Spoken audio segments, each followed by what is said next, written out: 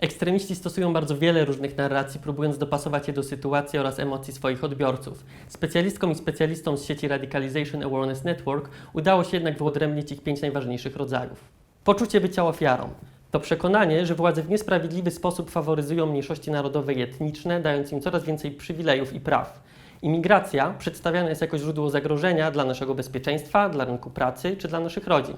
Konsekwencją tej narracji jest stosowanie przemocy wobec imigrantów, a także obniżenie zaufania do władz. Poczucie zagrożenia dla tożsamości narodowej. To przekonanie, że istnieje jedna skorumpowana elita, którą należy odsunąć od władzy, ponieważ promuje wartości sprzeczne z jedyną słuszną wizją narodu. Poczucie braku wpływu na sprawy publiczne może prowadzić do odrzucenia rozwiązań demokratycznych, przemocy motywowanej politycznie, a w skrajnych przypadkach także do zamachów terrorystycznych wymierzonych w liderów politycznych. Poczucie zagrożenia dla męskości. To poczucie, że we współczesnym świecie odrzucany jest tradycyjny model wielodzietnej rodziny, na czele której stoi mężczyzna.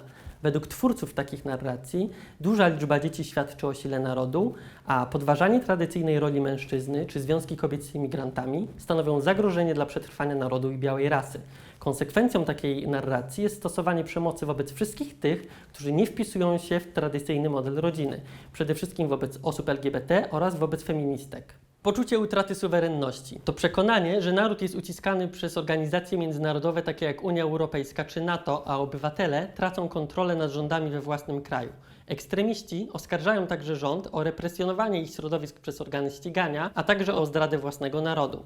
Rezultatem tej narracji może być kwestionowanie demokracji, a także spadek zaufania dla organizacji międzynarodowych. Ekofaszyzm to przekonanie, że wobec kończących się zasobów naturalnych, a także wobec nadciągającego kryzysu klimatycznego konieczne jest zabezpieczenie interesów białej rasy. Ekofaszyści uważają, że przeludnienie Ziemi jest realnym problemem i trzeba walczyć o ograniczone zasoby naturalne.